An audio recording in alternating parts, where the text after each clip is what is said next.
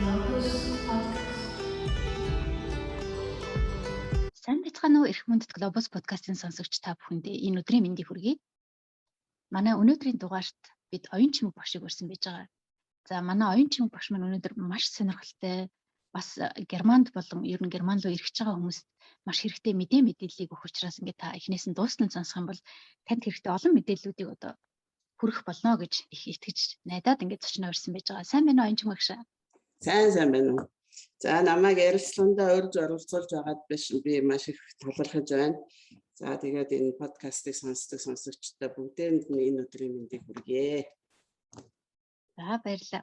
Оюун чимэг багш 3 тэмдэг нэрээр өрсөлж хэлээч гэвэл та ямар одоо өөрийгөө яаж томьёолж хэлэх бол? Найдлах хичээл чармаалттай. Тэгээд төвчээртэй. Их сайхан 3 чанар биш үү бас. За манай оюун чимэг багш маань оюун чимэг Моц гэдэг Герман овг нэртэй байж байгаа. Учир нь одоо гэр бүлийнх нь хүн Герман хүн байж байгаа. 1997 оноос хойш одоо 24 дахь жилдээ Герман улсад амьдарч байгаа. Монголдо 18 дугаар сургуулийг төгссөн, гадаад хэлний дээд сургуулийн Герман орос хэлний багш мэргэжлэр одоо төгссөн. Сүүлд Германд ирээд одоо Майнц хотын их сургуульд Герман, Слав, Роман хэлээр одоо суралцж судлаж явж исэн тийм ээ. Сургуулаа бол төгсч амжаагүй юм шиг байна лээ тийм ээ. Гэхдээ өөрөө одоо орчуулагч хэлмэрчийн улсын шалгалт өгөөд ингээд мэргэжлийн албан ёсны одоо итгэмжлэгтэн орчуулагч гэдэг ажлыг тийм хийдэг. Тэгээд түүнийхээ хажуугаар бас Германы Volkshochschule гэж байдаг. Одоо Германд байдаг монгол хүмүүс маань бүгдээрээ Volkshochschule-г мэднэ. Маш түгээмэл сургуулиуд хот болгонд байдаг ийм сургууль байж байгаа. Энэ сургуульд Герман хэлний багш энэ ажил мэргэжилтэй ийм сайхан монгол эмэгтэй байж байна. Оюун чимэг багш би таныг энэ Volkshochschule-г монгол хэл биш Герман хэл мэддэггүй хүмүүстэй олон нийтийн коллеж гэж орчуулсан дээрөө эсвэл одоо насан туршийн сургалтын төв өнтер гэж ярьдаг шүү дээ манай Монголд. Боловсролын төв өнтер гэж юу гэж та орчуулж хэлэх үү? Би бол насан туршидтын боловсролын төв гэдэг юм гэж нэрлэмээр байдгийг. Насан туршидтын боловсрол одоо хүүхдийн боловсрол гэдэг чинь одоо хоёр үйл зүйлэн шүү дээ. Erwachsen гэдэг. За тэгвэл Volkshochschule бол ерөөсө насан туршидтыг одоо сургууль төгссөн хүмүүс мэргэжлээ эзэмшсэн хүмүүс өшөө цаашаа боловсрол эзэмших хүсэлтэй байдаг. Тэр хэрэгцээг нь хангаж өгдөг сургууль юм байна. Тийм учраас насан туршидтын боловсролын төв сургууль гэдэг ч юм уу тэгж нэрлэмээр байна. Та энэ сургуульд одоо 2008 оноос хойш ингээд 13 дахь жилдээ ажиллаж байгаа юм байна. Монгол хүн энэ сургуулийн одоо багшаар орсон гэхэд би бол өөрөө их бахархаж таныг олсондоо их баярлсан.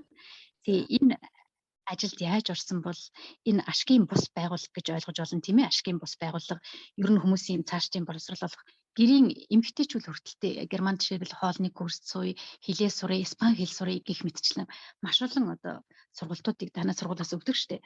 Тэгээд монгол хүмүүст бол Герман хэлний курс хийхэд хамгийн баг хямд курсыг одоо санал болгодог тийм сургуулийг хэлэхэд ч баг болно. Энэ сургуулийнхаа талаар та нэг жоохон мэдээлэл өгч үү? За Volkshochschule гэдэг нь одоо хот болгонд байдаг сургууль. Гэхдээ энэ бол нэг ерөнхий одоо нэг албан байгууллага биш. Хот болгонд зүгээр байдаг тийм сургуулийн хэлбэр юм байна. За тэгээд тэнд би 2018 онд 2005 онд би одоо энэ гэр бүлийнхаа хүнтэй танилцаад Wiesbaden руу одоо хотоос олж нүүсэн л дээ. Манай хүн цэргийн хүн учраас нүүх шаардлагатай. Тэгээд тэрнээс болоод би сургуулаа орхих шаардлагатай болсон. Одоо нөгөө Майнцын үнийг сурчсан сургуулаа орхиж явах шаардлагатай болсон. За тэгээд би одоо ингээд мэргэжлээ эзэмшиж чадлаггүй ингээд төгсгийнхаа өмнөхөн ингээд аюу ярьчлаа. Одоо яах вэ гэдэг асуудал гарч ирлээ л дээ. Тэгээ би ингээд одоо би чинь бүр бараг төгсөх хүртлээр баргалж ингээд Герман судлал, Герман хэллэр ингээд сурчсан хүн чинь тэрийг ашиглах хэрэгтэй гэж бодоод тэгээд ингээд энэ одоо цүүз нэмэлт мэргэжлийн тийм курс гэж байдаг. Цүүз квалифицирунг гэдэг одоо тэр юуны Германы юунаас одоо Bundesamt холбооны байгууллагаас юу зохион байгуулдаг. За тэрэнд нь оролцоод ингээд би мэрэгчлээ болж авсан юм аа. Одоо өөрийнхөө хамгийн дуртай чиглэлээр за тэгээд энэ чиглэлээр ажиллахынхаа хажуугаар одоо энэ мэрэгжлийн эзэмшихийнхаа хажуугаар бас Германд байгаа монгол хэлтэй хүмүүс одоо цөөхөн байна шүү дээ, тийм ээ. Тийм учраас тэрийг ашиглаад герман хэлээ ч овоо сурчсан бас дахиад давхар мэрэгчлээ болж авъя. Орчуулагчийн улсын шалгалт өгөө гэв. Уг нь бол орчуулагч бол миний анх одоо эзэмший гэж бодож байсан зорилгот одоо миний хамгийн хайртай мэрэгжил маань юм байна. Тэгээ би нөгөө Германд ирж сурахдаа Майнцын үнэд орохдоо уг нь бол орчуулагч хэлмэрчийн мэрэгчлээ сурья гэж хэлсэн. Энэ их сонирхолтой юу л да сэдвэлтэй би энэ тухай ярих их дуртай. Тэгээд Германд ирдэг би ч одоо бүр хамаг ямар ч туслалцаа одоо 2097 он гэдэг чинь интернет байхгүй. Вэлзэл байхгүй би бүр яг бор зүрхээрээ өөрөө одоо би юу аппликейшн эдгээр хийж Германы их сургуулиудтай холбогдож Улаанбаатар хотод тавхараа ирэхтэл явж компьютертэй газар тэр үед чинь маш цөөхөн байлаа шүү дээ.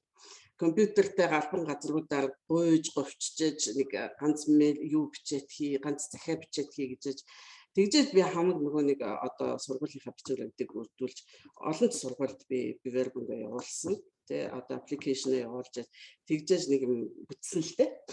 За тэгээд нэг Монгол Германд ирдэг хэлж ярих хүн нэг ч байхгүй. Цор ганцаараа. Дараа нь тэр мэрэгчлээ эзэмших мөрөөдөлтөд хөтлөгдөөд тэгээд орчуулагч. Гэхдээ тэр мэрэгжил юунда залхуутай хүрсэн.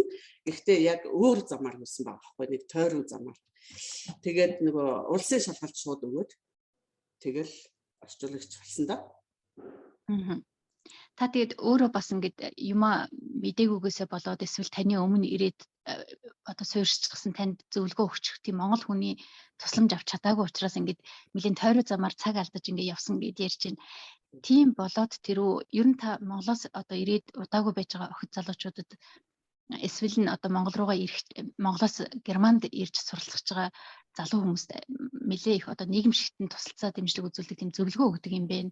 Энтэй чинь бас холбоотой баг тийм ээ. Цаг буу алдаасаа мэддэг зүйлээ шууд түргэн цаг алдахгүй хэлээд хэмсэн гэж боддог болов. Ер нь манай сүүлийн үеийн ирж байгаа охид залуучууд хамгийн нийтлэг гаргаж байгаа алдаа юу байдаг бол одоо юм цаг алдах. Учраа олохгүй их цаг алдна. Учраа олохгүй эхлээд юунаас эхлэх вэ? Хамгийн чухал нь юу вэ?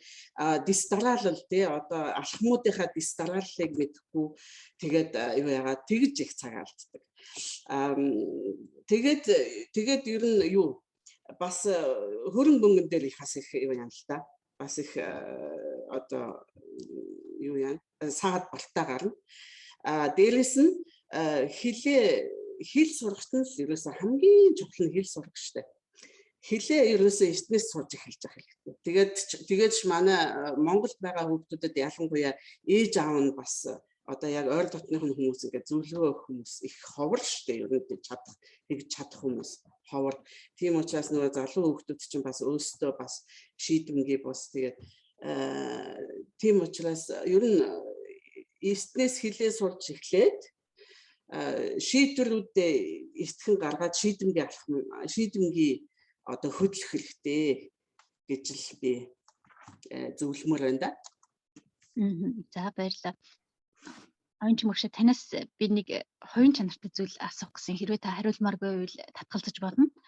Таныг Globus podcast-ын зочноор орооч гэдэг ингээ ураад хүсэлт тавихад та надад утсаар ингэж хэлж ирсэн. Би Германы иргэн болсон хүн штэй гэж хэлж ирсэн. Тэгээд би тэр үгийг сонсчоод таны ер нь жоохон тал тухамсарт чинь нэг гимшил бэдэг юм шиг тийм сонь сэтгэл төрсэн байхгүй. Би буруу ойлгосон байж буруу бодол төрсэн байж магадгүй. Андуурч хийж магадгүй. Та ер нь Герман иргэн болохын давуу тал нь юу байдгийг юм бол та яагаад надад тэгж хэлсэн бол? За би энэ нөгөө өөрийн чинь нэвтрүүлгийг одоо Монгол тал руугаа юм багтаал гэж бодоод ер нь одоо Герман иргэн одоо хамаагүй юм болов гэж бодсон ухаантай. Гэхдээ тэр бол зөвлөлтөө би гимшиж явдаг. Би нэг жоохон гимшиг нь хаашийн нэг жоохон одоо юу нэг урагч болсон юм шиг нэг тийм сонин сэтгэл төрж явдаг юм л да надад. Нөгөө Германы анх би нөгөө Германы иргэн болох шийдвэр гаргах надад хамгийн амьдрал минь хамгийн хэцүү гаргаж исэн шийдвэрүүдийн нэг юм байна. Тэгээд юу манай би тэр үед нөхөртөйгээ танилцаад тэгээд манай нөхөр маань намайг чи заавал Германы иргэн болох хэрэгтэй. Угаасаа одоо ингээ амьдрал маань одоо чиний амьдрал угаасаа ингээ иргэдийн амьдрал чинь Германд явагдана тий гэж хэлжсэн. Гэхдээ яг нэг юу анх танилцаад анх юу шинхэн дээр бас нэг зөрчилдөх байх юм их гарна да. Тэнгүүд тэр үе дээр тиймэрхүү үедээ би юу би нөхөртөйгөө зөрчилдөхдөө тэрийг хэлжсэн ингээд надад Германы иргэн болох шаардлагагүй би их оронтой хүн юу намайг чи юу болох гэж одоо хамааралтай болох гэж энэ төр гэж одоо тийм аргумент гаргаж иржсэн л дээ. Тэгэхээр тэгээд дараа нь явахтаа ингээд бодоод үзэх нь угаасаа нөө прагматик талаасаа угаасаа зөв шийдвэр л байгаа байхгүй юу? Тэстэй тэргүй ингээл тэгээд ч Германы иргэн болсноороо давуу тал нь тэр үед надад харагдахгүйсэн л да анх үедээ. Тэгээд сүүлдээ ингээл ийш тийшээ аялж барайл ингээл жоохон юу хаад айгуу тод харагддаг. Германы иргэн болсноороо би дэлхий даяар аль ч улсад тий одоо хаанч явсан хаалтгүй ногоон гэрлээр гарна. Тэгээд дээрэс нь одоо хаач явсан юу одоо юуны элчин сайдын яамны зүгээс бүрэн хамгаалалтанд явна тий тэр тийм болохоор надаа их зөв шийдвэр санагддаг л да.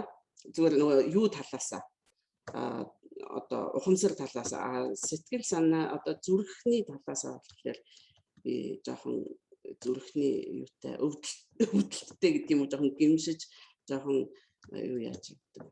Тэгээд бас нөгөө нэг давхар иргэншлийг юу ядгүй штэ хөлийн зөвшөөрдгүй штэ Монгол. Уг нь бол би хамгийн юу хоёр улсынхаа иргэнээр үлдсэн бол миний надаа их сайн байсан их би аж аргалтай хүн байх байсан баг л та. Тэгээд боломж нь байсан бол тэрийг сонгох байсан байна гэдэг. Мэдээж тийм. Би бол ингэж ойлгож байна таныг бичиг цаасаараа бол Германы иргэн болсон байж байгаа. Тэгтээ сэтгэл зүрхээрээ Монгол хүн хизээдээ байна гэж ойлгочлоо. Тэгээд өөрийн шийдвэр, өөрийн бодол өөртөө зөв тийм ээ. Танаас бас нэг лавлж асуух юм бэ. Манай сонсогч маань сонирхож магадгүй та анхтай одоо гадаадын иргэнтэй гэр бүл болсон хүмүүс дургүй хүмүүс бас байдаг тий дургуйч байх ойлгохгүй. Гэхдээ тэр хүнийг бас буруутгаж болохгүй юм л да. Яг тэгэхээр тэр хүмүүсийн нэг нь бас би байсан өөрөө. Одоо жишээлбэл яагаад хайр юм яагаад гадаад хүнтэй суучж байгаа юм болоо гэдэг нөгөө залуу байхад оюутан байхад мэдэхгүй ингээд ярьдаг байсан бол энэ 20 хэдэн жилийн дараа би өөрөө миний үзэл бодол маш их өөрчлөгдсөн. Тэгээд маш сайн ойлгож байна. Тэгэхээр Монгол хүмүүсээ ч бас ойлгож байна. Яг тэдрийгээ ингэж бодож байна л да. Монгол эмэгтэйчүүлээ Монгол иргэнэ харамлалтаа хөрхий тэгж хэлдэг байж магадгүй тийм ээ. Тэгэл одоо зөвөр ингэ бодчих. Тийм болохоор ингээд тийм яриа бийжж магадгүй. Бас зарим хүмүүсийн мань дотор ч гэсэн нэг амьдралын ирэхээр гадаадын хүнтэй суудсан юм шиг ч үзэл бодол явдаг. Тэгээд энэ олон амьдрал дотроос янз янзын амьдралууд байдаг бах. Миний асууж байгаа зүйл юу гэхээр та одоо гэр бүлийнхаа хүнтэй гэр бүл болсноос гадна тэр гэр бүлийнхаа хүмүүсийн ээж аавд нь ар гэрт нь бас нэг одоо айлын бэр болоод ингэ очсон байж байгаа. Тэр айлын одоо нэг гишүүн болоод ингэ орсон байж байгаа. Тэгэхээр эхний үед хэл гэдэг чинь өөрөө одоо маш их сэтгэлгээтэй холбоотой шүү дээ тийм ээ. Таны сэтгэлгээний ялгаанаас болоод одоо тэр айлын бэр болоход эхний үед ойлгохгүй, ойлголцохгүй хоёр талаасаа тийм бэрхшээлтэй явдлууд гардаг байсан уу? Гардаг байсан. За би их үед нэг одоо манай монголчууд маань ингээл ерөөсө хэдэн ч хүн хамаагүй нэг өрөөнд чихээд нэг гэлт угаасаа ингээ бөгнөрч амьдраад суусан. Тэгээд нэг бас нэг хувийн орон зай энтер гэдэг ойлголт бол нэг тийм чухал биш те. Тийм сэтгэлгээтэй шүү дээ. Угаасаа. Тийм тэгээд би одоо их үед гэрэлснийхаа дараа ингээл манай дүүнер энтер ирнэ тэгэл найз нар суглан тэгэнгүүт юу манай юу хідэн хүн ирэх үү одоо манай хідэн хүн ирэх үү хідэн өрөө бэлтэх үү энтер гэл бүх юм болдог байхгүй юу. Тэгээд би тэрэндээ чи чинь яах вэ ингээл газраа зулаатч болтгоо ингээл унтна штэ тий гэл тэгэхээр ойлгохгүй. Тэгэл ингээл тэгэнгүүт нөгөө нэг тэгээд ч яг тэдүүлээ ирнэ мэрнэ гэл ингээл урдаа өмнөөс нь энтхийн хүмүүс ч одоо тийм шүү дээ. Яг тэдүүлээ ирнэ гэл ингээл төлөвлөөл тий. Тэгэл тэдэн сандал дутуу байна. Тэдэн сандал олж ирнэ мэрнэ гэх шиг сони. Тэгээд би тэгээ уур хөргөжтэй байхгүй. Тэгээ би тэрэн дээр их зүрхэлцдэг байсан л та. Тэгээд дараа нь нөгөө манай найз нар ирнэ гэрийнхэн маань одоо хамаатан садан маань ирнэ нөгөө тэд гэжсэн хүмүүс чинь 3 гэжсэн хүмүүс нь ч одоо тавлаа болоод ирнэ гэл ерөөсөө тэгээд тэрэн дээр гайхах жишээ нэ тэгээд одоо бол сурцсан л та манай хүн Монгол тал руугаа хүмүүжүүлчихнэ.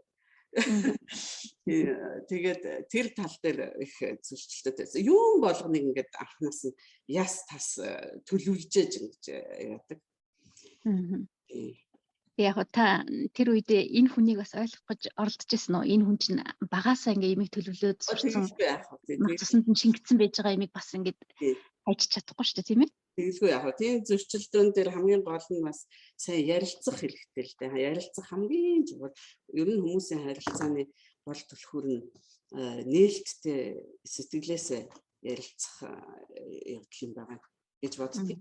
Тэлийн зөрчил их гарна тэлийгээ яаж давж туулах нь бол ингээл тухайн хоёр хүнээс л шалтгаална шүү дээ.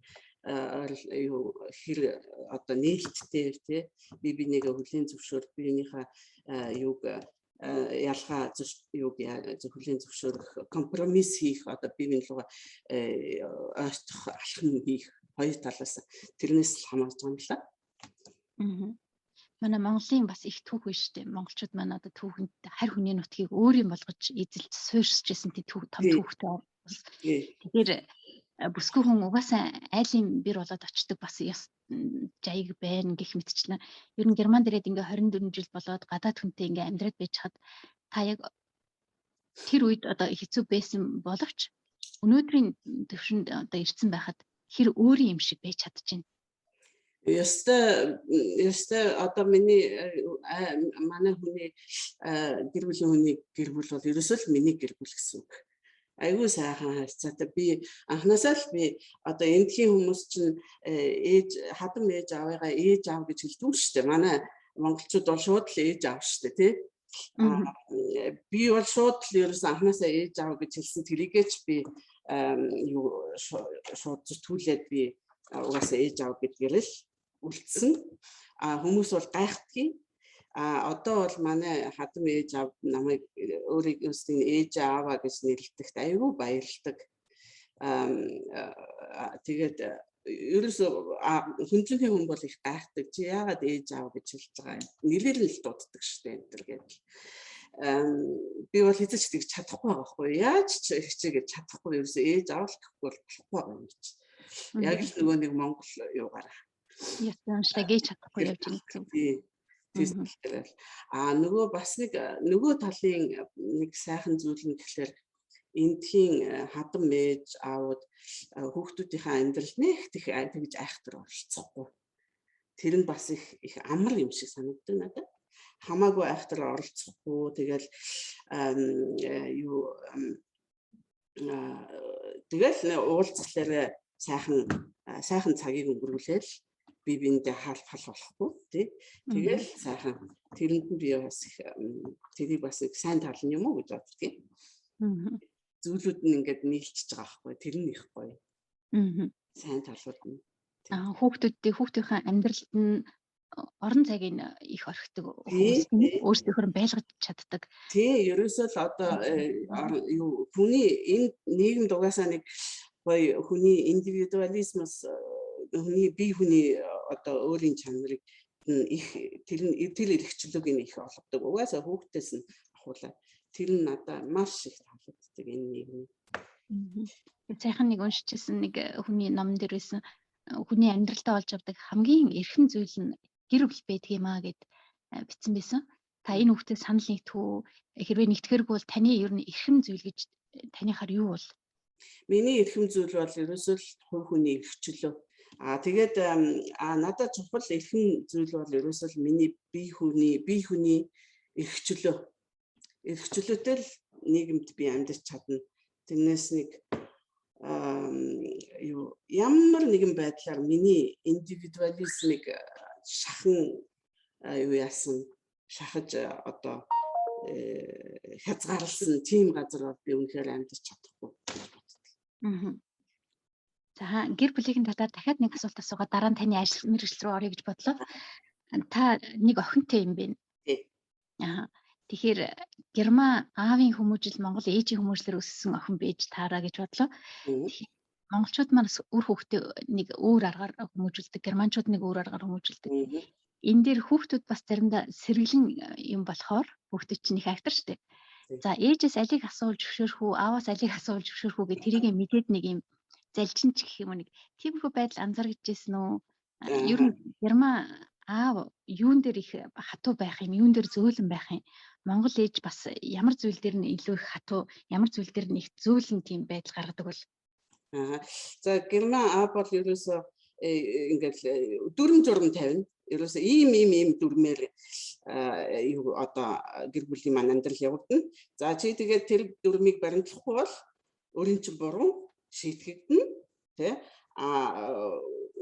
юу бол баримтлаад ингээд явах юм бол ингээд шагнагдана гэсэн нэг тийм юугаар. Тэгээд нэг наано цаана байх. Найра гэсэн нэг тийм юм байхгүй. Тэгэж юм да.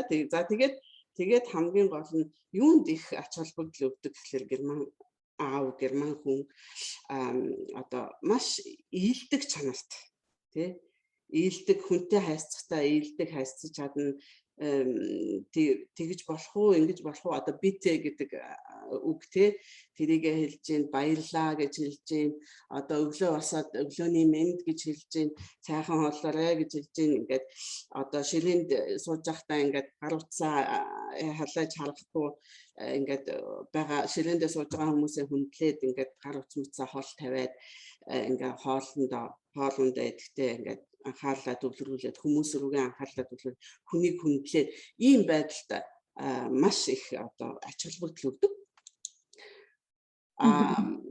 Тэр нь бол ингээд зөв л дөө тий маш сайн чанар. Монгол би одоо зөвхөн монголч биш одоо ээж хүний л юу байх л та чанар байх л та би болохоор ингээд сэтгэл санааныхын байдалд их анхаарна. Тэгэл нөгөө нэг юу талаас нь энэ охин маань одоо юу болж гин санаа сэтгэл нь юу болж гин юу яагаад юу дарамтнд байна уу тэр тал дээр нэг анхаарна. Тэгээд юу зарим нөгөө нэг дүрм журм одоо тех ёстой ингэх ёстой гэсэн юмд нь нэлээд жоохон төвөгшөөн л доо би бас. Тийм. Юм болгон тэгж нэг төлөвлөгөө юугаар явахгүй шүү дээ амьдралд тийм ээ. Тэгээд би тэр тал дээр жоохон ялгаатай байдаг. За баярлалаа гэр бүлтэнтэйгээ сайн сайхны хүсье. Оюун мөрш та ингээ орчуулагч гэдэг чинь Герман дээр орчуулагч мэрэгчлэлтэй хүн одоо төрийн хуулиар зохицуулагдсан мэрэгжил байдаг тийм ээ аль бие усны орчуулагч, бичгийн орчуулагч, аман орчуулагч хоёуланг нь хийх хэрэгтэй хүн байдаг. Долмечийн буюу бас орчуулагч байж байгаа, аман орчуулга хийдэг, бичгийн орчуулга хийж болохгүй. Тийм хүмүүс бас байдаг. Энэ бичгийн орчуулагч, аман орчуулагч хоёрын одоо хамгийн том ялгаа хариуцлага нь юу байдаг вэ? За юу бичгээр орчуулга бол нөгөө юу хамгийн сайн тал одоо дагуу сайн талч гэх юм уу нөгөө нэг цагийн дарамт байдаг байхгүй юу? шууд одоо амар яаж байгаа хэлмэрч бол ерөөсө шууд дор нь орчуулах хэрэгтэй болдог шүү дээ. Бичгээр орчуулга хийж байгаа хүн бол бодоод ингээд тунгаагаад одоо шалгаад ингээд одоо жоохон завтай орчуулна л да. Цаг завтай. Тийм цаг хугацааны дарамт баг. Юу яг ингээд бичиг баримтын орчуулагч гэж тустай байна. Тэр нь юу гэхээр юу яг байгаа зүйлийг их хувь дээр байгаа зүйлийг яг тэр чигээр нь нөгөө хэл рүү хөрвүүлнэ. За тэгэхээр нөгөө нэг уран бүтээлчийн эрхчлөө гэж байхгүй гэсэн үг л дээ. Одоо уран зохиолын орчуулагч бол шал өөр шүү дээ. Ингээд яг ингээд юугаараа маш их эрхчлөөтэй орчуулна тий. Бичиг баримтын орчуулгууд дээр бол тийм юм байхгүй. За тэрэн дээр хэцүү зүйл нь юу гэхээр хоёр өөр хэл одоо маш хол хоорондоо герман монгол тэгээд нийгэм ч гэсэн маш хоорондоо маш ялгаатай эрх зүйн систем нь ч маш ялгаатай. Тэгэнгүүт нөгөө нэг хэлэнд байдаг боловч нөгөө хэлэндээ байхгүй тийм ойлголтууд их гарч ирнэ. За тэрийг чи яаж орчуулах вэ? Тэгэл нөгөө нэг юу хийндэ? Бон research ажил хийн л дээ. Тэгэл нөгөө бас надаа их дутагддаг зүйл юу гэхээр Монголын хуулийн мэдлэг сайтай тийм монгол хүн байвал их зүгээр байдгийг надаа одоо хаяа нэг юм асуучмаар тий асууч. Тэгэхээр яг тэр одоо жишээлбэл нөгөө Германы Зоргелист гэдэг одоо хүүхэд хүмүүжүүлэх аслан хүмүүжүүлэх эрх гэдэг байж байгаа. Тэрийг Германд маш нарийн одоо тодорхойлдог байхгүй юу? Бүр ингээд одоо ясан хүмүүжүүлэх эрх гэдэг нь юу юм? Халамжиндаа байлгах эрх гэдэг нь ингээд бүр шал өөр тустай хоёр ойлголт. Тэгэхээр тэрийг яг ингээд наривчилж ялгаж ирсэн тийм юм Монгол эрх зүйд бол байхгүй. За тэгэнгүүт тэрнээс чи ихсүүлээд одоо тэрийг чинь буруу орчуулчих юм бол за тэгээд эрх зүйн асуудал гарна шүү дээ. Тийм болохоор одоо хувь хүний эрх одоо аавын эдлэх эрх одоо салцсан хүмүүсийн одоо тэр хүүхдийн эцгийнх нь эдлэх эрх хэрэгтэй маш том зөрчил гарч магадгүй. Тийм учраас тэр хариуцлага маш өндөр. Ам дээр болохоор аман орчуулга дээр болохоор тэр мэдээж тэр цаг хугацааны дарамт нь бол байгаа. Гэхдээ ингээд юу яасан цагаан дээр хараар бичсэн юу бол үлдэхгүй. Тийм учраас жоохон хариуцлага нь арай бага. Гэхдээ маш их тийм нэг оюуны ажил хийх хэрэгтэй болдог. Маш хурдан сэтгэх хэрэгтэй. Одоо нэг хэлнээс герман хэл дээр тэр чи юу гэж байгаа үг үлээ цаадах нөгөө нэг одоо бицүүг одоо юу хэлж байгааг нь ойлгоно. За тэгээд тэр юу хэлж байгааг Монголд юу гэж хэлдэг вүлээ гэдэг ингээд 2-3 шатны юу оюунд юу тархин дотор явагддаг байхгүй юу? Тэрийг нүд ирэмхийн зургуу хийн гэдэг чинь маш том одоо юу хариуцлага маш том одоо тархины үйл ажиллагаа юм байна. Маш их төлөвлөх чадвар шаардсан ажил гэж би бодсон. Одоо орчуулгын хэлбэрүүд бас хэдэн төрлийн 4 төрлийн орчуулгууд байдаг те синхронны орчуулга, ярианы араас нь орчуулдаг орчуулга байж, шивнэж орчуулах орчуулга байж, эсвэл хэлцээрийн орчуулга гэж байж, би сонсч ирсэн конференц орчуулга байсан баха. Олон улсын хурлын орчуулагч байсан уу? Ер нь дээдл нь 20 минут болоод орчуулагчаа сольдог. Тэгээд дүрм журам байдаг те. Тэгэхгүй бол одоо бүрэн төвлөрж иж тэрийг орчуулах хэрэгтэй байдаг учраас бас амаргүй байдаг бах.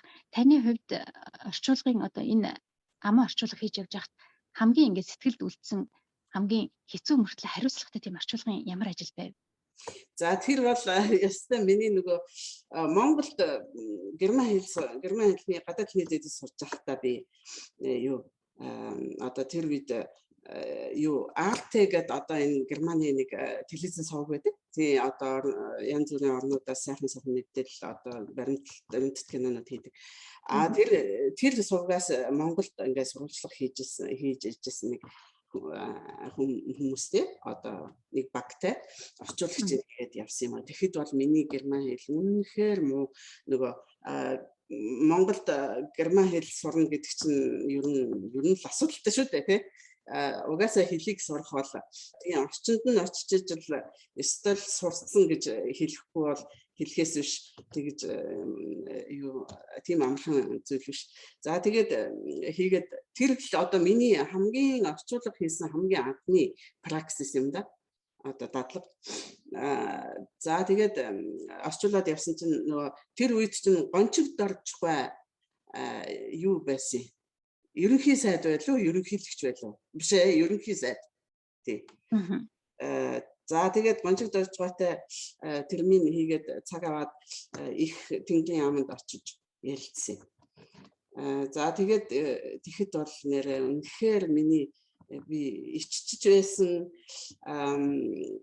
нүүр улаагаад тэгэхэд бол гончиг доржгойд тэрийг бол маш сайн намайг их ойлгож их эвтихнэр хүлээж авсан. Тэгээ надад их тус болсон гончиг доржгой. За тэгээд тэр би ёстой орчуулагч хүний ажил ямар гэдгийг тэгэхэд л ёстой ясмахандаа шингэтэл ойлгож байлаа да. Тэгээд ёстой за би заавал би герман хэлийг германд очиж сурна гэсэн шийдвэр яг тэр үед л гарсан. Гончиг доржгой надад их яг орчуулга хийхэд их тусалж дэмжиж дараа нь ярилцлагынхаа дараа за баярлалаа миний дүү герман хэлээ сайн сураарай гэж хэлж үтчихсэн. За тэгэл тэгэхэд л одоо тэр л миний их бүр миний амьдралыг баргалж ингээд юу яасан шийдвэрлсэн тийм нэг үе байгаа юм да. Нэг талаасаа их адтай юм болсон ба штэ. Их одоо ламтуу шиг дохио болсон ба штэ. Тий, ястай ламтуу нэг дохио. Би орчуулагч болох юм байна гэдгийг их мэдрүүлсэн юм. Тий, ламтуу дохио болсон. Оюун багш орчуулга хийж яхад бас орчуулгын техникүүд гэд байдаг тий. Би өөрөө бас тийм сургалтанд суугаад орчуулагчийн амаа орчуулагчийн сургалтуудад нэлээд суусан. Тэгээд орчуулгын техникүүд гэж байдаг. Орчуулга хийж явах явцад бас жишээлбэл би бодохдоо энэ хүн ингэж бодоод тэгж явах шиг байна гэсэн тиймэрхүү орчуулгад явж болохгүй гэсэн дүрм журмууд бас байдаг тийм ээ. Тэгэхээр магадгүй манайхан бас нөгөө албан ёсны тань шиг ч юм уу юм орчуулга авахд төлбөр мөнгө өндөр байдаг болохоор хилээ нэг хаг сугас мэдсэн нөгөөтгөндөө орчуулах энэ төр тохиолдол гараад яваад ах шиг байдаг. Тийм хүмүүс та бас анхааруулж хэлэхэд энэ дээр анзаараарай, ийм юм дээр бас их анхааралтай болгоомжтой хариуцлагатай байх хэрэгтэй шүү гэж зөвлөх юм байгаа юу танд? За эмнэлгийн орчуулгууд байж гэн, апрессанд орж байгаа хүмүүсийн орчуулгыг хийж гэн. Тэгэхээр тэр чинь хүний эрүүл мэндэд холбоотой маш хариуцлагатай орчуулга байж байгаа. Тий. За юун дээр бол амаа орчуулган дээр бол одоо манайхан монгол хэлээр монголчууд маань монгол хэлээр ярихдаа нэг өгүүлбэрээ гүйцэд юу хадуураад явах нэг хандлага байдаг шүү дээ. Өгүүлбэрээ гүйцэд явахгүй. Тэгэнгүүт нөгөө нэг тэрийг нь гүйцэд ойлгоогүй мөртлөө орчуулагч хүн бол гүйцэд ойлгоогүй бол мөртлөө ингээд өөрийнхөө баримжаагаар тэгээ хэлчихчихээ тий. За тэгээ тэрнээс гадна юу хадуураад ингээд хитрхи их яриад явангууд нь сонсоод суугаад байдаг.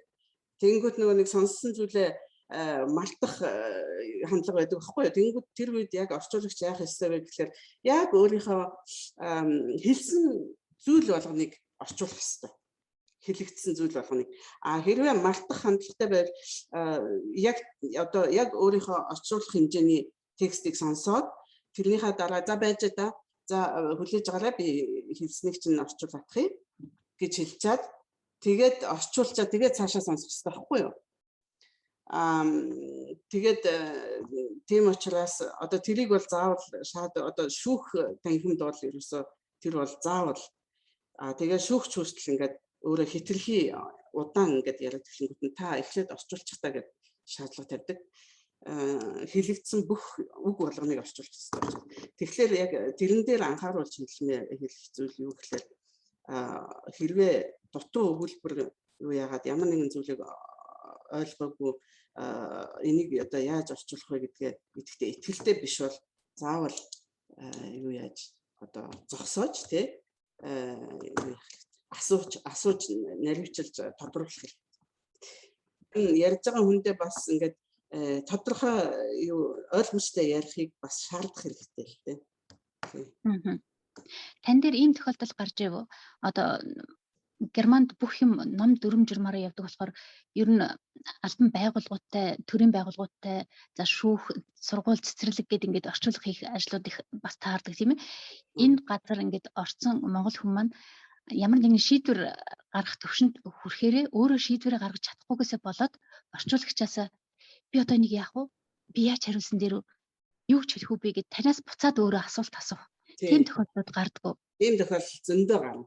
Маш их гарна. За тэгэхээр би тэр үед тэнд нь болохоор орчуулагчийг би итгэмжлэгдсэн өөр итгэмжлэгдээгүй орчуулагч бол өөр л дөө. Итгэмжлэгдсэн орчуулагч бол тэр ярьж байгаа үнтэйгээ хувийн яриа хийж болохгүй. За тэгэхээр би тэрийг л анхааруулчихдаг л да. Би өөртөө чинь юу ярих юугүй ирэхгүй гэд.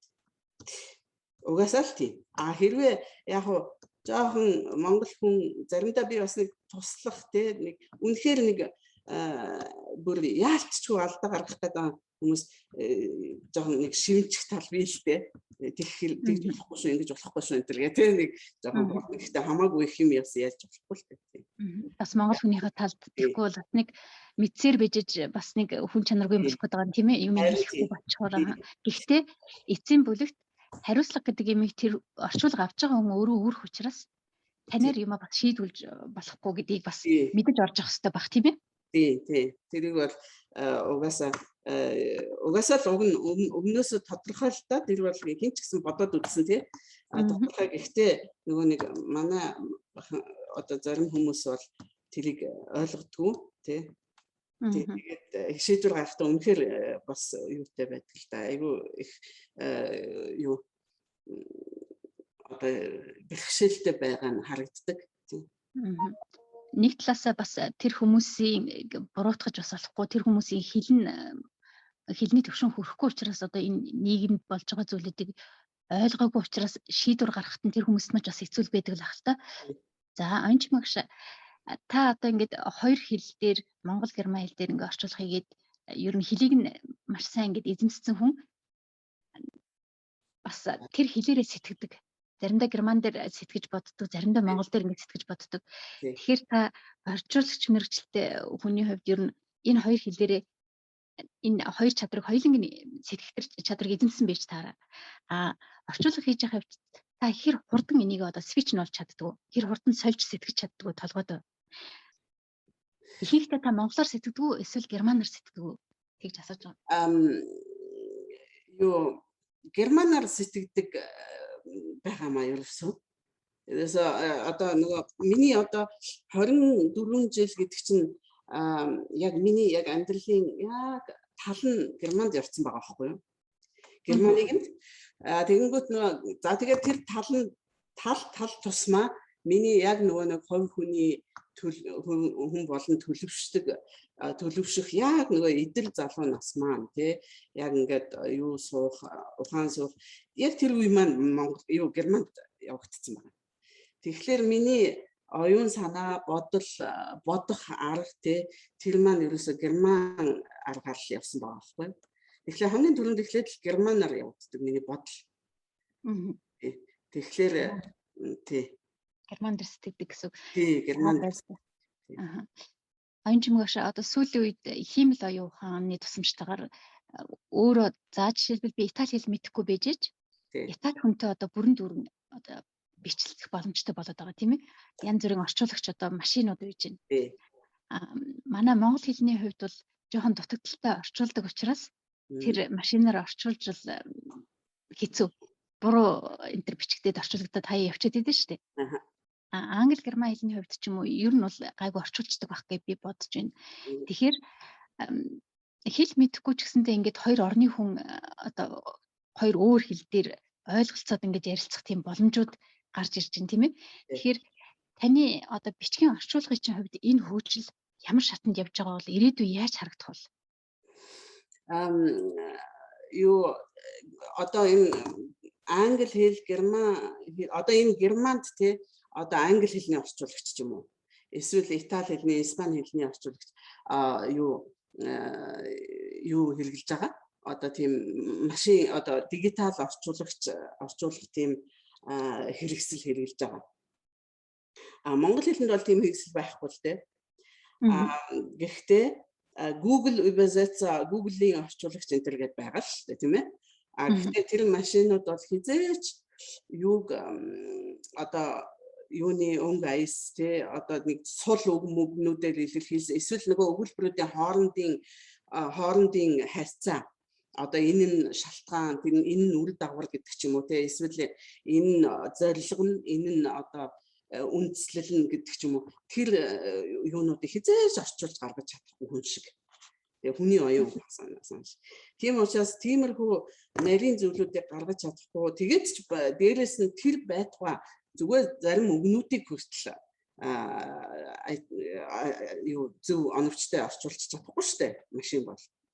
Дээрээс нь контексттэй тааруулаад нөгөө нэг үгний олон юу утга санаанууд байна шүү дээ. Контексттэй тухайн орчуулгаас юу яагаад орчноос ямар үед ямар ситуацид хэлэгдэж байгаагаас шалтгаалаад өөр утгатай. Тэрийг ч гэсэн танихгүй машин. За тийм учраас хизээч орчуулагчийн юуг бол хизээч гүйцэхгүй ирээдүйд ч гэсэн тэр бол ямар ч юу тэгж оюуны хүний оюун ухааныг гүйцэх тийм машин гарч ирэхгүй л гэж би бодож байна.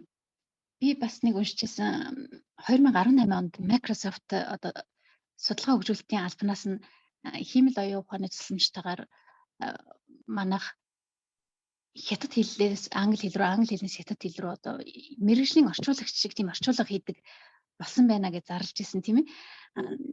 Тэгээд үнэхээр яг тийм байж чадах уу гэдэг сонирхоо танаас энийг асуулаа л да.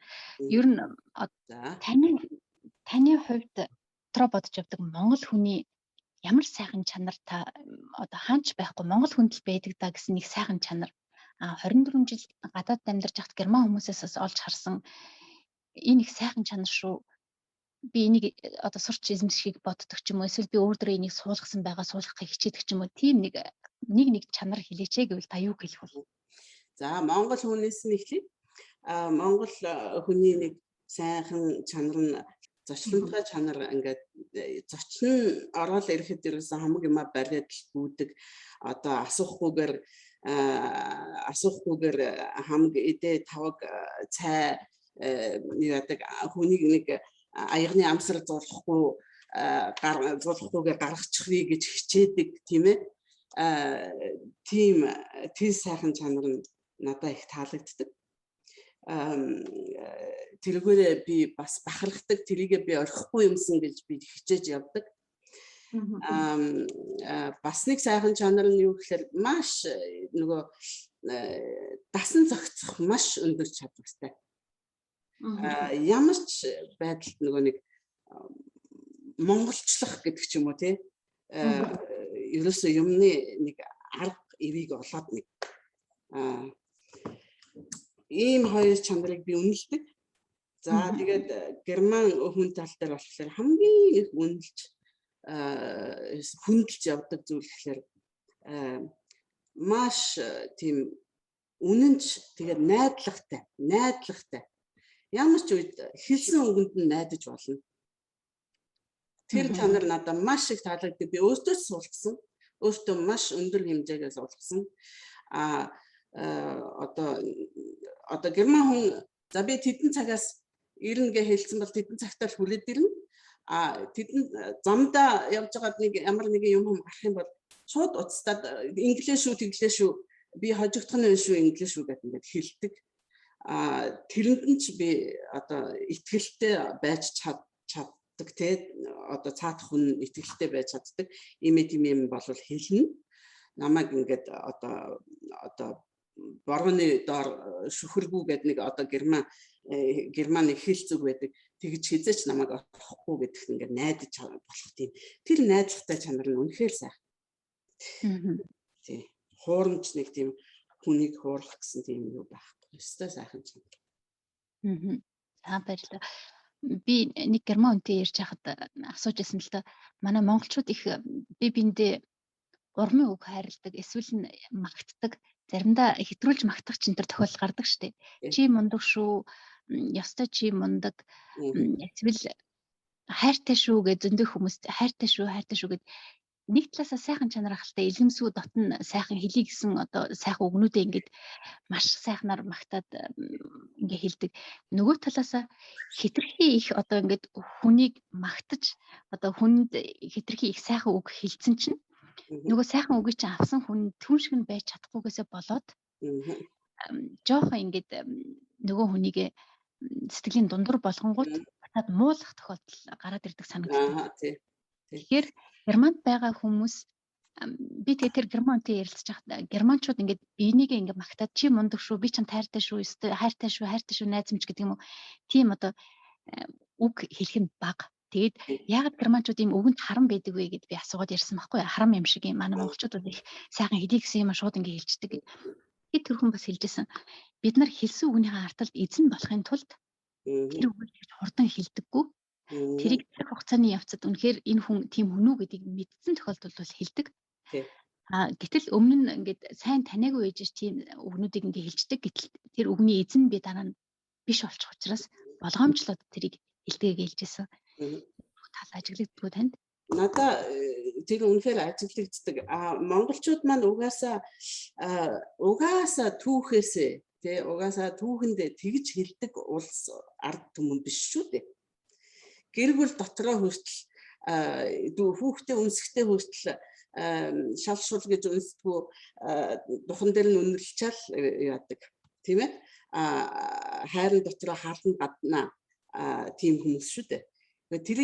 Тэр одоо идентитет тэрийг заавал тэгж гадаа одоо өөр маягаар ингэж одоо хайртай шүү, эглээ шүү, тиймээ шүү, хөөрхөн шүү энтер гэдэггүй шүү дээ. Угаасаа тэрүүгээрээ л байх хэрэгтэй шүү дээ. Тэр бол үнэхээр айгүй нөгөө нэг олдмол тийм чанар болохоор айгүй хуурамчаар ингэж харагдаж байгаа байхгүй тэр нь. Тэгээ хуурамч нь ч мэдэгдэж байгаа нь тэр байхгүй юу? Мэдэгдэж байгаа нь тэр. Ягаад тэгэхээр тэр хүлээцийг биелүүлэхгүй олонгууд ингээд муулаад эхэлдэг. Тэр чинь тэгэл тэр магтаад байсан зүйл нь хуурамч гэдэг нь мэдэж байгаа. Тэр бол үнэхээр монгол хүнд тохирохгүй зүйл одоо тэр хайртай шүү, хайраа майраа гэл ингээл дууддаг байдаг бол хэрэггүй л байхгүй юу?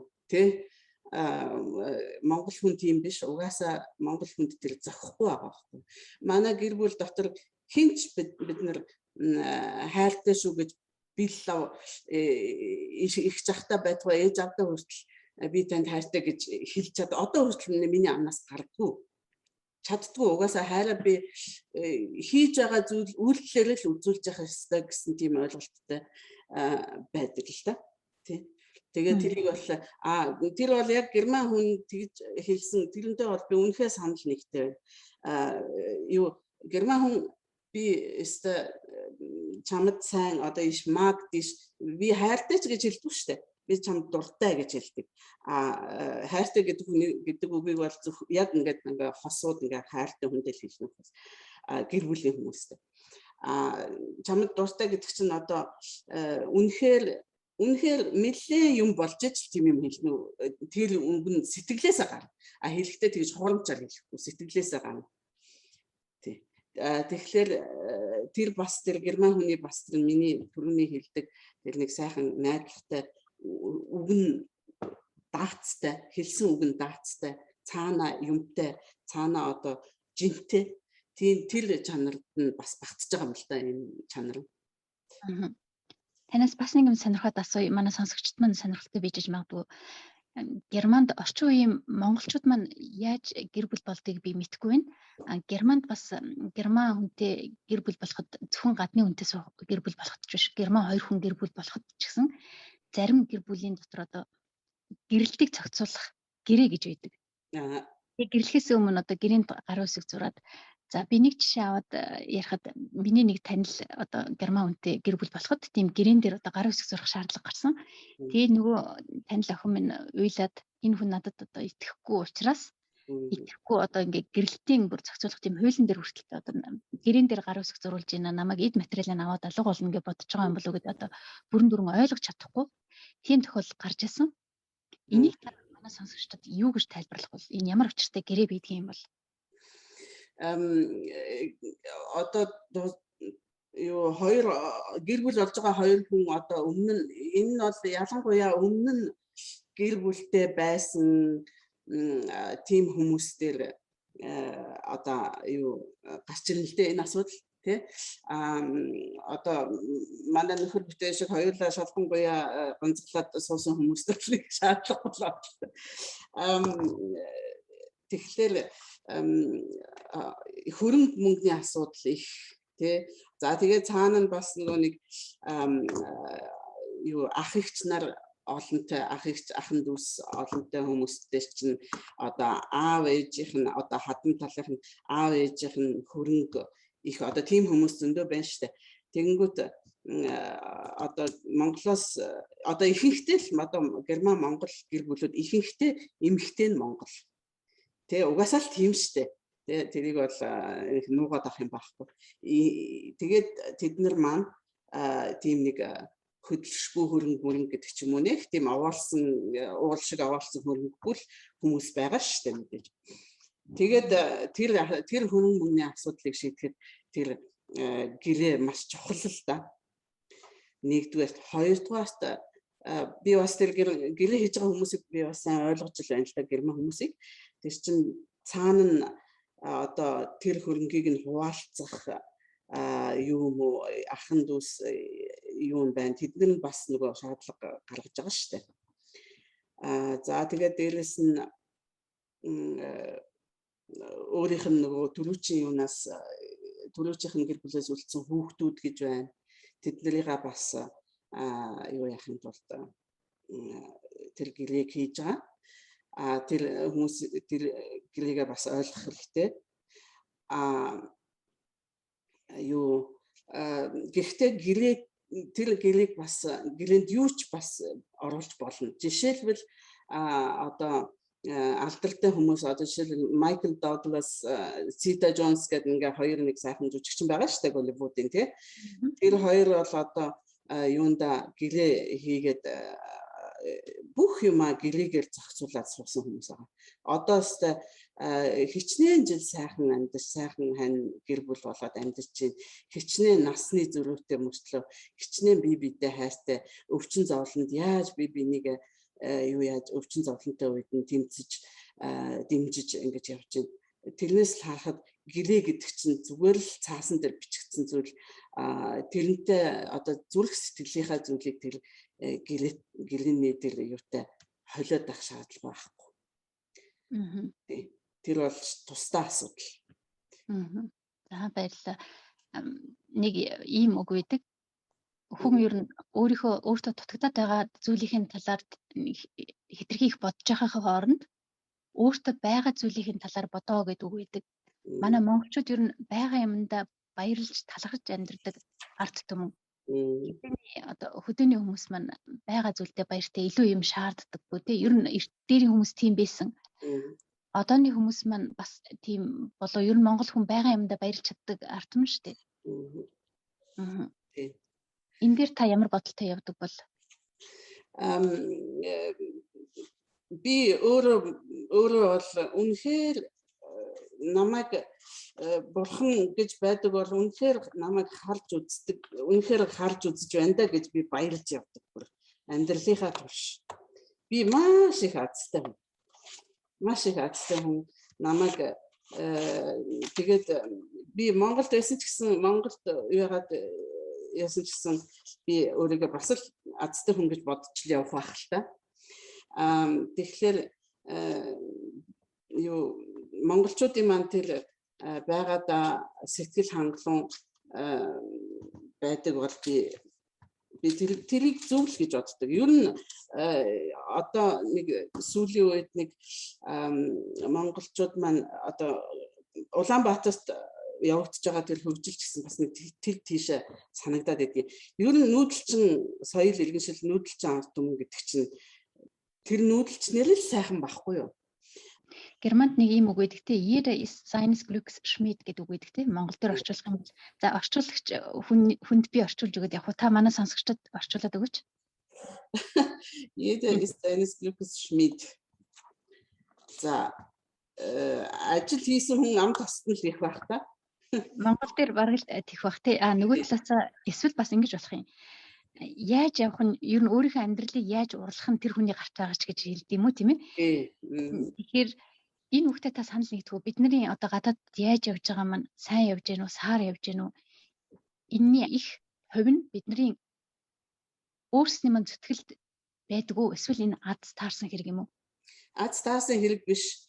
Ер нь тэгтээ зүтгэл бүр ингээд зүтгэл чармаалт одоо хөлсөө устдал одоо ажиллаж байсан бас л орно л доо. Гэхдээ хамгийн чухал зүйл нь зөв явах.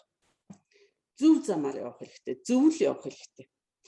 Нэг ийм хачин хүн буруу замаар ч гэсэн хөлсөө устдал зүтгэж болно шүү дээ. Тэр бол буруу. Одоо би бол хараад идгийн одоо нуугаад авах юу хүн болгон мэдчихэж байгаа. Та тэгээд ингээд явна. Тэгээд тэр бол нэг хизээч юу яахгүй. Тэгэл баригддаг. Тэгэнгүүт тэр нь тэгэл нөгөө нэг хуруу мурууны ихээ аавна. Тэгэл тэр нь ерөөсөө ингээд юунд нь хар толб болол үлдчихэж байгаа байхгүй юу? Ингээд одоо түүх юунд нь амьдралд нь. Тэгэл хараар амьдралтаж үзнэ хизээч тэр чинь юм болохгүй шүү дээ. Зөвөр явсан зөвөр зөв явбал зөөлөн замбуулан гэж дууны үг байна. Тэр улсад үнэхээр сайн. Үннээ хилээч ч болтугай. Юу зөвөр л явхад зөвөр үннээрээ явхад л ингээд энд бол энэ нийгэм бол үнэхээр зөв явсан хүн хөдөлмөрлсөн зөвөр өөрийнхөө ариун цагаан хөдөлмөрийн хөдөлмөрсөний хөдөлмөрийг үнэхээр үнэлж чаддаг нийгэм. Хөдөлсөн л бол чи шагналч нь ирнэ. Одоо ингээл хөдлөөлөдөг хөлсөө уусгаал ажиллаад байдаг цалингийн өгч чадахгүй жишээтэй тий. За эсвэл нэг дансанд мөнгө хураагаал байдаг юу банкнд давбуурчдаг. За тэгээд мөнгөнийхөө барааг харахгүй ингээд хохироод үлддэг. Ийм юм бол энд байхгүй шүү дээ. Тэгэл чи хөдөлсөн л бол хөлсөн олгогдож явах хэвээр хуулиа сайн сахин. Тийм учраас зөв явж байгаа цагт бол хэвээр үнэхээр алцахгүй ийм сайхан юм чинь зөв л явах хэрэгтэй. За баярлалаа. Ань чимэгш таны ер нь эргэн тойрны чинь герман хүмүүс одоо гэр бүлд амьдарч байна. Герман хүмүүс ер нь цалин мөнгөө материалын зүйл, дунаа машин, байшин, хувцас гэд тийм зүйлд их зарцуулдаг юм болов уу? Эсвэл одоо адал явдалтай аялал гэх зүйлд их ач холбогдол өгдөг болов уу? Ер нь ихэнх танил германчууд их мөнгө зарцуулах уу? За одоо статистикч гэсэн байдаг. Гэхдээ ер нь угаасаа ил тодл байна л да. Угаасаа хараад байхад хамаг мөнгө нь гэдэг одоо ихэнх хувь нь одоо нөгөө зайлшгүй зардлууд байна. Зайлшгүй. За тэр нь болохоор юу орон сууц юунд их маш том хэсэг нь явна. Орон сууц байрны хөлсөнд тий. За тэгээд машины юу даатгалууд маш чухал. Даатгалууд их явна. Даатгалтай бас их ач холбогдол өгнө. За тэгээд даатгалаас нь ирж байгаа нөгөө нэг хариумч гэсэн их сайхан. Одоо төлөх ёстой юм дорн төлнө даатгалууд. За тийм учраас даатгал бас их нэлээд мөнгө эдэнтэй. За тэгээд дээрэс нь одоо эрүүл мэндийн даатгал заавал байх ёстой даатгал шүү дээ. За тэрэнд бас их явна. За тэгээд дараагийн зайлшгүй саадлага бол нөгөө машинтай хүн бол машинда зардал гарна л та. Бензин үгүй бол машингүй бол ингээд тээврийн зардал гэх юм да. Ер нь ерөнхийдөө хэлэх юм бол тээврийн зардал их явна. За тэгээд цаашаа тэгээд тухайн хэрэг их орлоготой хүнээсээ хамаарал тэгэл юу эхлэндээ нөгөө заавал бус зардлууд гарч ирнэ. За тэр нь болохоор яг юу нөгөө заавал зардлууд дотор мэдээж нөгөө хоол хүнс өмсөх хувцас орно л да дараа нь тэгээд. За тэгээд дараа нь юу одоо юу болж ирнэ. Одоо баял цэнгэл амралт орж ирнэ. За тэгээд болж өгвөл жилд нэг удаа гадаадад амрах одоо юутай ихэнх гэр бүл одоо энэ цалин нь ажиллаж байгаа ажлынх нь цалин гэр бүлээ тэжээхт нь хөрөлцөөд байдаг учраас ихэнх гэр бүл жилд нэг удаа ингээд нэг амралт 2-7 хоног амралт хийчих нэг санхүүгийн боломжтой байгаамаа. За тэгээд жоохон гайгүй шиг орлоготой бол нэг жилд 2 удаа энэ төр явна гэл ингээл. За тэгэл цаашаа хүүхд чухттай айл бол 7 хоногт 2 эсвэл 2-7 хоног ч юм уу эсвэл сард нэг удаа кино үзэх жишээтэй тий кино театрт очиод кино үзэх жишээтэй хаяа нэг өдрийн аялал маялал хийчих жишээтэй нэг тиймэрхүү юм да. Тэгэл одоо бас нөгөө дээрээс нэмэгдээд энэ гар утас мүцсний юу гэж зардал бас их гардаг болжээ. Интернет дигитал холбоо сүлжээний зардал гэх. Тиймэрхүү зардал гарах юм да. За сая хөл хорой гэснээс ер нь саяны одоо энэ хөл хорой баг 2 жил шахав болгож штэ. Энэ хөл хоройны үеэр ер нь та ямар зүйл таны хувьд ямар их үн цэнтэй байсан юм бэ гэдгийг илүү их мэдрэв. Хүн хоорондын харьцаа хүмүүс хоорондын харилцаа маш чухал. Гэхдээ тэрийг бүр нэг байдаг юм шиг бүр тоохо болцсон явж исэн юм шиг байна шүү дээ. Одоо тэрийг л ойлголоо. Тэр чинь одоо маш үнэтэй зүйл юм байна шүү дээ. Одоо хүний. За тэгээд цаг хугацаа гэдэг чинь бас одоо тэднэртээ цаг хугацаа гаргана одоо найз нартайгаа уулзах байх чинь ямар сайхан амралт болдог байсан, ямар үн цэнтэй зүйл юм бэ гэдгийг их мэдэрсэн дээ. Одоо тэрийг баярлалаа. Микеланжелогийн хэлсэн бас нэг үг байдаг. Би ингээ бүх том зүйлүүдийг сайн ингээд анзаараад ажиглаад харахад тэр том зүйл маань маш олон жижиг зүйлээс бүрдсэн байдаг. Тэр жижиг зүйлүүдэд бас цаашлаад анхааралтай сайн ажиглаад харах юм бол жижиг зүйл гэж байдаггүй юм байна гэж хэлсэн байдаг. За ямар нэгэн ид хитэн ч юм уу танд нэг боломж олгоод Монгол улсынхаа ерөнхий сайдын үүрэгт ажлыг одоо нэг өдөр та хийгээч гэд хэлэх юм бол та ямар зүйлээс эхлэх бол жижиг юм шиг санагдах боловч ямар чухал зүйлээс эхэлж тэр өдрийг өнгөрүүлэх бол бодож байгаагүй хэцүү асуулт байна да. Юу эрүүл мэндийн даатгалыг л юу болох юм да. Заавал байх ёстой даатгал одоо болгох тийм шийдвэр гаргана. Эрүүл мэндийн систем. Одоо даатгалуудыг даатгалуудад үүрэг болгож тий одоо хүн болгон даатгалтай байх ёстой. Тийм л болох юм байна. Одоо тэр бол ингээд Германы маш том одоо нийгмийн халамж хүн болгон нийгмийн халамжийг хүртэхийн баталгаа болж байгаа зүйл бол тэр шүү дээ. Тий. Хүн амьд явах хэрэгтэй гэдээ манай хуулийн төртөл байж байгаа шүү дээ, тийм ээ? Эрүүл гэж хүн эрүүл байгаа хүн бүх боломж нь байна гэж. Хүний нэг хамгийн чухал хэсэг. За баярлалаа. Их чухал зүйл байна. Их чухал зүйлээс юм би 1 номер эрүүл мэнд гэж бол 1 номер тийм ээ. Эрүүл байгаа хүмүүс улс их орноо сайхан хөгжүүлээд аваад явах боломжууд араас нь ирчин. Таны хувьд ингэж хэлдэг манай Монгол дээр тийм морины сайныг унаж мэдтгээ, хүний сайныг ханилж мэдтгээ гэдэг үг байдаг. Ер нь герман хүмүүс хүн чанарын хувьд ямар шүү хүмүүс юм. Зарим хүмүүс маань германчууд хөндий хөтөн өнгөн дээрээ инээсэн гэж ярих хүн байх юм. Зарим хүмүүс таны ярианаас бол нэлээд олон сонсогдлоо. Их найдвартай осуудаа гэж ярьж байна. Ер нь хүн чанарын хувьд ямар хүмүүс хүн чанар бол үнэн сайн. Би анх Германд ирээд яг тийм сэтгэл төрдгийг. Тэр бол яг би бол үнэхээр тэгж хэлдэг хүмүүсийг ойлгож байна.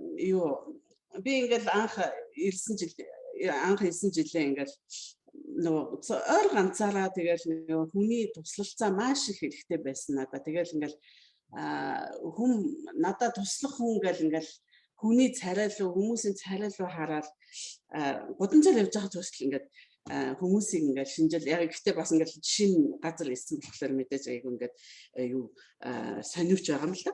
Тэгэл ингээд хараа явж хаад герман хүмүүс ингээд бүгдээрээ нэг за нэг сунгасан гарын зайтай ингээд нэг юм том шилэн бөмбөлөг ингээд өөрийгөө тойруулаад ингээд басцсан юм шиг. Ерөөсөө нэг тийм халтшгүй тий бүр тийм юм шиг бүр яг тэр шилэн бөмбөл гадуураа ингээд босгоцсон шилэн бөмбөлгөн бүр ингээд яг ингээд бүр мэдрэгддэг байхгүй бүр ингээд физиш мэдрэгддэг. тийм юм мэдрэгддэг нэг тийм хүйтэн. Тэ. Тэгээд ингээд тийм юм тэгээд ихэнх үеийн тийм сэтгэл тийм байсан. Тэгээд одоо ингээд 20 хэдэн жил амьдралынхаа талыг энэ хүмүүстэй би энэ сайхан хүмүүстэй би өнгөрөөлөө сайн чанарыг олж хайрлж хүндэлж чаддаг болсон. Тэр нь өстой үнэхээр хүн чанар. Хүн чанар. Тийм муухай хүүтийн юм шиг гаднаа харагддаг мөртлөө яг цагаа тулахлаар үнэхээр хүн чанар гаргаж чаддаг хүмүүс. Зүгээр л тэрийг нь таних хэрэгтэй л дээ. Халдах хэрэгтэй. Энэ хүмүүстэй халдаж хайцах хэрэгтэй. Халдаж ойлгох хэрэгтэй. Тэ? Нээлттэй байх хэрэгтэй. Энэ хүмүүстэй хайцахтаа нээлттэй. Энэ хүмүүсийн маань яагаад энэ хүн маань ийм байг гэдгийг ойлгох тийм нээлттэй хайцах хэрэгтэй. Тэгжээж энэ хүмүүсийг ойлгоно. Мөн чанарын танин. Өөрсдөө одоо гадны хүн гэж өөрсөндөө томьёо өгөөд гадна тэр бөмбөлөгний гадуур тойрох биш өөрсдөө бас алхам хийх юм бол энэ Тэр хүмүүс бөмбөлгийн цоолох хэрэгтэй тийм. Цоолоод хаглах хэрэгтэй тийм. Яг тэгж л хэлэх гэдэг.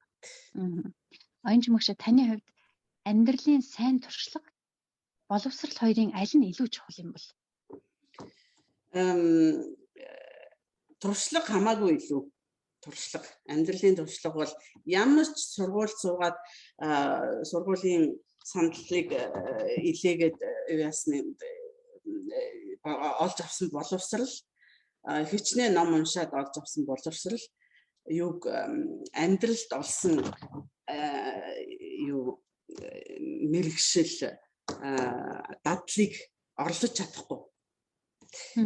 Хүн хамгийн гол одоо энэ soft skills, hard skills гэдэг одоо ингээд би ингээд хүмүүс одоо ажилд орох мор хүмүүсийг би дэмжиж их ажилтдаг л да. Ажилд орох гэж байгаа одоо ажил хайж байгаа тийм одоо гадаад иргэд герман хэлээ сураад тэгээд одоо ажлын гараагаа эхлэх гэж байгаа тийм хүмүүстэй зөвлөгөө өгөх одоо юу яг тийм ажил их хийдэг. Тэрэн дээр одоо тэр soft skills гэдэг дээр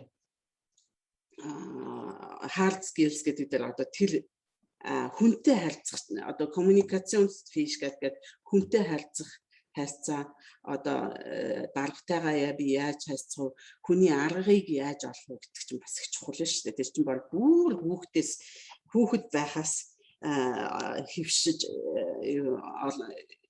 эзэмшсэн байх ёстой тийм чанар байна. Тэр бол ямар ч номоор ном боловсрал элдмэр ягаад оролцож болохгүй тийм чадвар шүү дээ. Тэр бол хамгийн чухалд тооцогддог. Одоо ингээл ажилд орох гал ярилцлаганд орлоо энд Германд хамгийн түрүүнд дарга тэр ажилд авах гэж байгаа дарга эр хүн маань намттай яаж мэдлж гин нүүрэндээ инээмсэглэл гэрэлтүүлж гин үү хүн урдан сууж байгаа хүнтэй хүндэлтэй харьцаж гин үү бие авч явж байгаа сууж байгаа байдал тэр болгонд тэгээ хувцас яаж ямар хувцас өмссөн байна хүний өөдөөс ихцлээд харж чадж гин үү тэр болгонд тэрийг хамаагүй илүү анхаарахаас биш тэр чиний боловсролын гэрчлэгэнд чи ямар дүн жагсаацсан байна тэрийг бол хоёрдугаар байранд харна. Тийм учраас би тэрийг илүү чухал үздэг тэр амьдралын туршлага хүнтэй харьцаа. Баярлалаа. Оюун чимэгч таны ажил руу буцаад орё гэж бодож байна.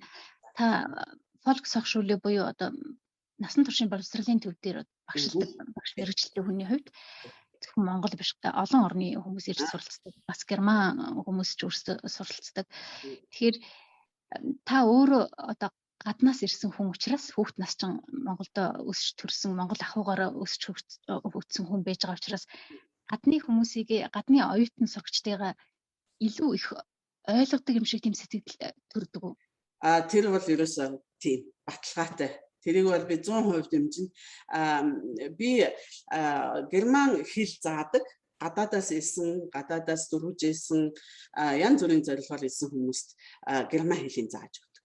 За тэгэхээр би өөрөө тэр замыг туурлаад ирсэн хүн болохоор герман герман хэлээ зааснаас хамаагүй илүү заадаг байхгүй. Ер нь энэ мэрэгжил одоо герман хэлийг гадаад хэл болгож заах гэсэн гэж байгаа юм л да. Deutsch als Fremdsprache. Энэ мэрэгжил бол герман хүмүүст нь яг эхлэлээр герман хэлээр ярьдаг хүмүүст бол тохироогүй ажил. Гэхдээ яг үнэхээр юуг заах аргыг үнэхээр төгс эзэмшсэн герман хүмүүс ч байна л да. Гэхдээ яг ингээд герман хэлээ гадаад хэл болгож сурах тэр зовлон өөрийнхөө биеэр амсаад туулаад ирсэн хүн болох хэвээр. Үнэхээр яг энэ мэрэгжил таасан хүн байгаа байхгүй. Тэгээ би тэр бол миний герман хэлний багшийн давуу тал. Тэрэн дээр би үнэхээр давуу талтай энэ мэрэгжил дээр. Тэгээд сурагчдынхаа өмнө хүртэл ингээд ийм байд юм шүү, тийм байд юм шүү гэж хэлэхэд илүү үнэмшилтэй байдаг байхгүй. Өөрөө би чинь энийг амсаад ирсэн хүн гэсэн одоо тийм юутай давуу талтай. За тэгээд дээрээс нь герман хүн чинь герман хэлээ сурахтаа хүүхдээсээ их сүлээ сурсан. За тэгээд сурахтаа имплицит одоо гэж хэлдэг, имплицит мэдлэгтэй байдаг. За тэр нь юу гэсэн үг гэхээр хизээч одоо яагаад яагаад ингэж хувилж байгаа үнэлэг нь энтэр гэж хизээч асуухгүйгээр зүгээр л ингээд сурсан байгаа хгүй. Би болохоор ёстой тэр чинь ухаж ойлгож ёстой юу тархинда туслаар нь шингээж сурсан хэл болохоор тэр чинь яг тэрүүгээр нь ямар би арга барилын нөхцөл яаж сурах уу гэдэг арга барилаа хүртэл өөдөрөө тушаад ирсэн хүн чинь тэр арга барилаа хүртэл гадаад хүнд яг тэр чигээр нь эзэмшүүлж чадчих байгаа байхгүй. Тэгэхээр би тест тал дээр маш баяртай байдаг. Хүмүүс бас нэг тийм ташуу ойлголттой л дээ. Герман багш биш байна гэдэг ч юм уу тий. Одоо гүйцэтгэж байгаа. Тэр эргэлзээг нь би шууд эхний хичээл дээр шууд тэр эргэлзээг юу яаж хайдаг. Яцаадаг юм байна тийм ээ. Яцаадаг тий. За сайн байна. Баяр хүргэе танд. Та гадны энэ хүмүүстэй одоо дөрвөгчд гэд байж маш олон өөр орноос бас дөрвөгчд гэд ирдэг. Тэгэхээр магадгүй хувийн чанартай хичээлээсээ гадуур тэр хүмүүст зөвлөгөө өгөх туслах одоо хувийн чанартай холбоо тогтоох тийм зүйлүүд гардаг уу? Хэрвээ гардаг бол одоо сайхан монгол хүний сайхан сэтгэл гаргаад чин сэтгэлээсээ ингэж туслах гэж явж хахад манайд бас нэг юм үг өгдөг штеп. Авчаад авдрыг шийдэх гэдэг мохоо үг өгдөг. Танаар одоо маш их тусалцаа авчаад тэгээд дараа нь өөрөө болцоотой боломжтой болонгуудаа одоо үл ошсон ч юм уу тийм байдал гаргадаг бас өөр арт хүн байдаг юм болоо тийм юу би сурагчид нартайгаа бол нэг тэгж юу хувийн талаараа холбоо тогтоосон зүйл бол байхгүй. Яг хөө зүгээр хичээлийн завсарлага үеэр бол надаас юу их байдаг л да. Тэрийгээ би нөгөө нэг тухайн хичээл дээр л шийддэг. Одоо жишээл нэг хүн юм асуулаа гэхэд бусад нь бас хэрэгтэй юм уу гэдэг ингээд хичээлдээ оруулаад ингээд тэрийг ярьчихдаг байхгүй юу. Яг хуваараа бол би монголчуудтайгаа их хайрцдаг.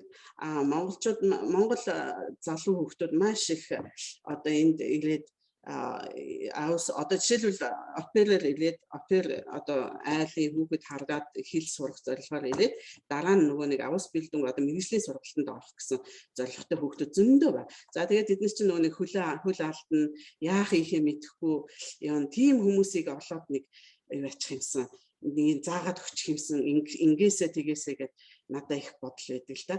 Тэгээд би тэгэх зорилгоор бүр тэр юунда хүсэлтэд хөтлөгдөд би бүр холбоо үүсгэсэн нэг германд монгол эмэгтэйчүүдийн холбоо юу гэж бодсон гэхээр зөвхөн би ганцаараа ингээд биш одоо олон эмэгтэйчүүдийн туршлага ингээд нийлэх юм бол өстой жинхэнэ өстой хүч чадалтай болцгоо одоо олуула их юм бүтээн гэж одоо гинхэн бодлоо ингээд холбоо үүсвэ бүр ингээд юугаар албан ёсоор.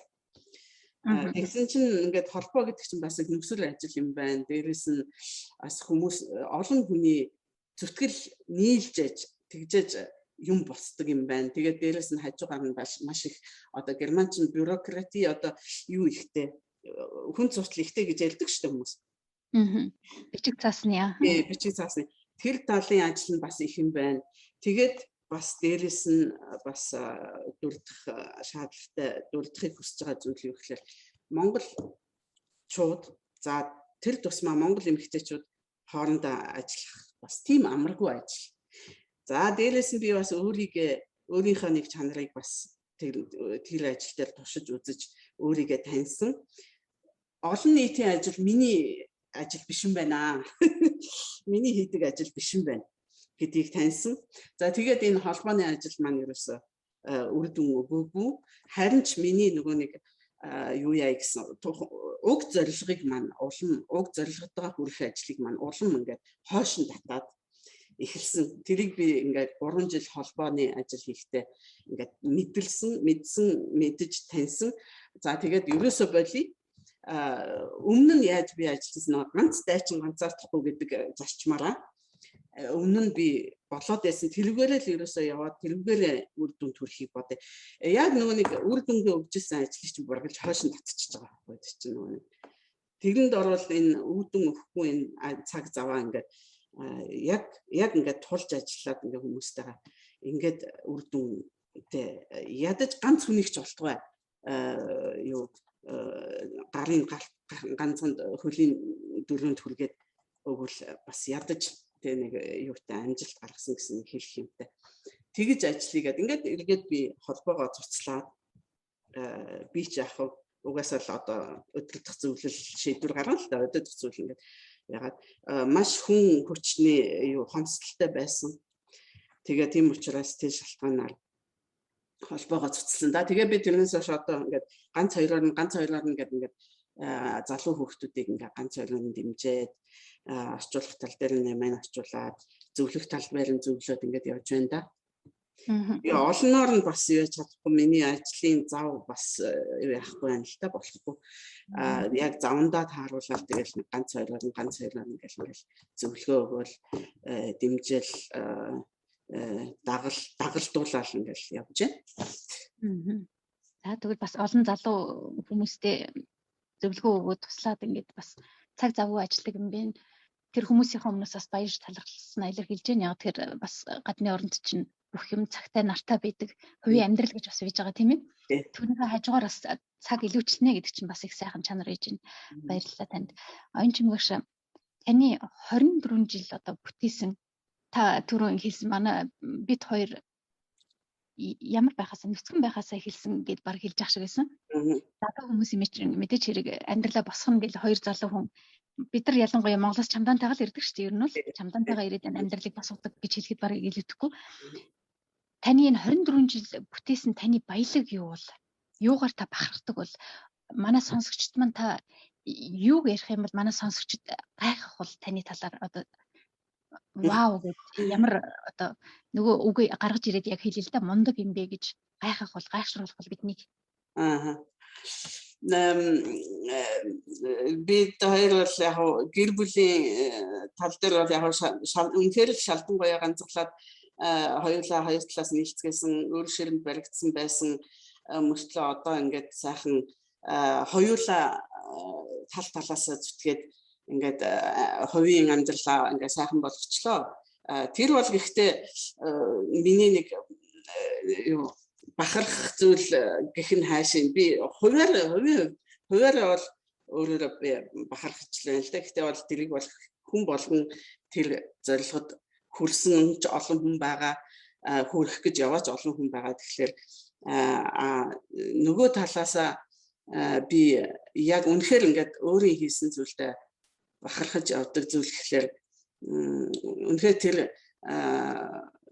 юу жижиг зүйлүүдээс юм бүрддэг гэдэг өөрөө хэллээ шүү дээ түрүүний. Тэгэхээр би өөрийнхөө ажлыг одоо бүр хинээс ч би хинт ч гай болохгүйгээр тий тэр хэцүү үед одоо тэр 94 97 96 онд би эхэлж байлаа шүү дээ. Тэр би вербон гэдэг тэр хэцүү үед би өөрийнхөө чадлаар бүх яг зөв замаар ямар ч тийм зүйлгүй яг зөв замаар яг ёс журмаар нь ингээд юугаа боловсрлоо эзэмшээд өөрөө зүтгээд зорилгодоо хүрээд ингээд өдий хүртэл өөрийнхөө тэгээд энэ дээрээс нь би өөрийнхөө эзэмшсэн ажлаа хүний итгэлийг алдахгүйгээр одоо үйлчлүүлэгчдийнхээ итгэлийг алдахгүйгээр ингээд хурдан шалангай хийгээд ингээд тэднээсээ бас тэднийхээ ажил явдалт нь нэмэр гай болох байтугай нэмэр болж игэл нэмэр болоод ингээд яваад ирж байгаа да. Өөрийнхөө жижиг урдаа байгаа ажлаа хүнд гай болохгүй хийгээд нэмрээ оруулаад хүний одоо нийгмийн сайн сайханд нэмрээ оруулаад явж байна. Гэдэгтээ би бахархаж авдаг. Эндээ л би бахархаж авдаг. Тэрнээс нэг уул шиг том гавья байгуулад эсвэл нэг юу яагаад нийгэмд нэлээд сураатуулсан гэдэг тийм юм байхгүй л дээ надад. Гэтэ би зөвхөн өөрийнхөө жижигхэн ажлыг нэр төстэй одоо чин сэтгэлээсээ биелүүлээд явж байгаадаа л би бахархаж явдаг. Би тэгж боддгийн хүн болгон урдаа байгаа ажлаа чин сэтгэлээсээ хийгээд явах юм бол тий олон юм ярихгүй одоо барилдахаасаа таахалцсан их гэдэг нэг үг байдаг шүү дээ. Тэгэхгүйгээр ингээд өөрийнхөө үүрэгт ажлыг чин сэтгэлээсээ сайхан биелүүлээд явах юм бол нийгэм аяндаа ингээд хөгжөөд явах юм байна. Тэрэнд бол би бүрэн итгэлтэй явдаг. За таны итгэж явдаг зүйл чинь бас миний итгэж явдаг зүйлтэй маш ижлэх юм бэ ингээд маш их баярлалаа. Танаас сургуулийн чинь талаар нэг товчхон мэдээлэл өгвөл Германд байдаг хүмүүс маань Volkshochschule-ийг мэддэг ч гэсэн ер нь ямар очиртай сургууль юм бол хаанаас санхүүжилт авдаг юм бол яагаад үнэн ийм хямдхан байдаг юм бол хувийн хэлний курсуудыг бодвол гэд бас сонирхож байгаа хүн байж магадгүй. Хоёр дахь асуулт маань Volkshochschule буюу таны энэ насан туршийн боловсролын төв маань бас цахимжуулалтанд хэр орж ийн хөгжил нь яаж харагдаж байна? За маш сайхан сонирхолтой асуулттай. Энэ Volkshochschule гэдэг нь зөвхөн хэл заадаг сургууль биш юм шүү. Бас тэр тал дээр буруу ойлголт яваад байдгийг. Зөвхөн хэл биш бүх зүйлүүдээр янз бүрийн салбараар курсууд явуулдаг юм сургууль байна. Гэхдээ хэл сурах хэрэгцээ одоо нийгэмд хүмүүс дунд их байдаг учраас хэлний курсуудынх нь эзлэх байр суурь нь их байдаг байхгүй юу? Тэрнээс тэр хэлний курсуудад хажуугаар бас хоолны курс одоо танц одоо бүжгийн дуулан одоо хоол эсвэл өөр бүр янз бүрийн эрүүл мэндийн талаар янз бүрийн курсууд явагддаг. За одоо тэгээд ингээ хэлний тал руу орё л да. Хэлний тал руу орохлоор хэл дотроо герман хэл сурах герман хэлний курсуудын эзлэх байр суурь нь тэр дотроо илүү. Яг тэгэхээр мэдээж гадаадаас одоо сүүлийн үед маш олон одоо 15 оноос эхлээд энэ дөрвөсөд маш ихээр ирлээ. Тэрнээс хойш бүр их болсон. Герман хэлний одоо хэрэгцээ, герман хэлний курсуудын одоо хэрэгцээ. За тэгээд яагаад хямдхан байна вэ бусад юунуудаас? За герман хэл заахад бол герман хэлний курсууд бол Volkshochschule гэж нэг байна, эсвэл хувийн бусад сургуулиуд гэж нэг байна шүү дээ, тийм. Тэднээс сурах тийм боломж. За Volkshochschule нь юу гэхээр бас л хувийн байгууллагууд л та Volkshochschule гэхдээ эднэр нь юу гэхээр гадаадаас ирж байгаа хүмүүсийг ингээд дөрвөсдгийг хариуцсан албан журмаар бол одоо зөвшөөрөл Германд үлдэж амьдрах зөвшөөрлөө авсан дөрвөсөд гэж нэг байна. Зөвшөөрөлдөөгүй одоо юугаа хүлээж байгаа гэсэн нэг хүмүүс бас нэг хэсэг байна шүү дээ, тийм ээ? Хариугаа хүлээж байгаа чинь эсвэл бүр татгалзсан хариу авсан. Гэхдээ зүгээр л одоо төр зургийн зөвшөөрөл аваад ингээ амьдарч байгаа юм хүмүүс. За тэдний дундаасаа үнэхээр яг дөрвөсдийн хуулиар зөвшөөрөл авсан, энд Германд амьдрах эрхтэй гэсэн зөвшөөрөл авсан хүмүүс нь Герман улсаас герман хэл сурах тийм програмд хамрагддгийг. Герман хэл сурч Германд нийгэмших тийм юунд хамрагддгийг. За тэгэнгүүт тэр програмд хөтөлбөрт хамрагдангууд герман хэлнийх нь курсыг улсаас төлж өгч байгаа байхгүй юу? За тэгэнгүүт одоо герман улс Volkshochschule ингээд даалгавар өгөөд энэ курсыг явуулаа. Бид нэр одоо герман улс одоо холбоо төлнө гэж байгаа. За тэгэл одоо Volkshochschule тэрнээс бол Volkshochschule өөрөө хувийн байгууллага өөрөө юугаа аваад курс явуулаад өөрөө хөлсөө авах юм бол хамаагүй үнэтэй байна шүү дээ. Тэрийг нь Герман улс төлж байгаа учраас улсаас төлж өгж байгаа учраас тэгж хямдхан курс юу яаж байгаа байхгүй юу? Явуулж өгч байгаа Volkshochschule. За тэгээд тэр курс нь юу гэхээр 600 цагийн юутай нормтой 600 дээр юунаас нь хамаарат шалгалтаа хэрэгснээс нь хамаарат нэмээд 300 цагийг өгнө. Шалгалтаа өгөөд юу тэнцэж чадаагүй бол дахиад 300 өгнө. За нийлээд ингээ 900 цагийн хичээл өнгөө авна. Дээрээс нь шалгалтыг нь бас төлж өгнө. За тэгээд тэр юугаа төгссөний дараа нийгэмших курс гээд бас нэг 100 цагийн курс хийж байгаа. За тэрэнд нь юу үзэх вэ гэхээр одоо Германыхаа нийгмийн тухай энэ юуг туршлагыг бис ёстой Монголд нэг тийм дөрвөсөд ирээд нэг юу яагаад байгаа юу дарамттай болоод байгаа зүйлч байх л та. Гэхдээ энэ айгүй мундаг туршлага гэж үздэг. Энэ юу дөрвөсөдтэй герман хэлийг зааж өгөөд ингээд дээрээс нь нийгэмших курс хийж байгаа. Нийгмийнхаа талаар маш сайн мэдлэг олгоно. Тэгээд 100 цагийнхаа дараа юу тэр курст ч гэсэн би заана л та.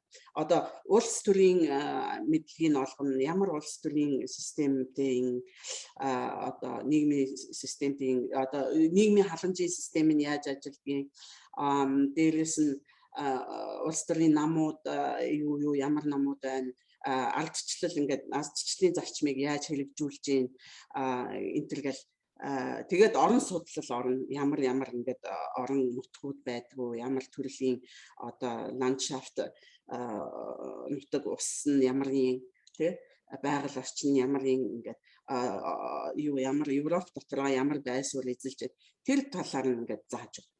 За тэгээд тэрнийхээ дараа бас шалгалт авна.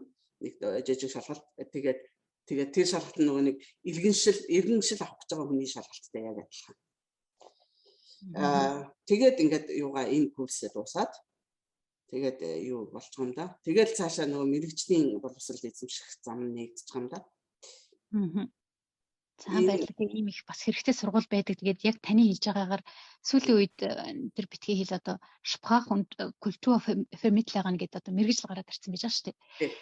Зөвхөн хэлийн заах биш тий тухайн орны соёлын заах анхан шатны мэдлгүүдийг олох тэрнийхээ хэмжээгээр одоо гаднаас ирсэн хүмүүс маань нийгэмшигтэй хурдан улсын хөгжилд нэмэртэй ил устай хүн чинь илүү их үр бүтээлтэй ажиллана гэх мэтчлэн маш их олон жилийг харж ингэж хэтийг харсан бодлого их явуулдаг санагддаг. Тэгээд энд бас их хэрэгтэй ажил хийж байгаа оюун чимгэгчтэй маш их баярлалаа. Тэгээд манай ярьслага нэлээд дуусах тийшээ хандж байна. Таны зүгээс манай сонсогчд маань монгол хүмүүстэй хэлий энэ боломжийг одоо ашиглаад хэлий ярих гэж бодож явдаг одоо сэтгэлийн гүнээс гарах тийм үгс байвал хийж болно.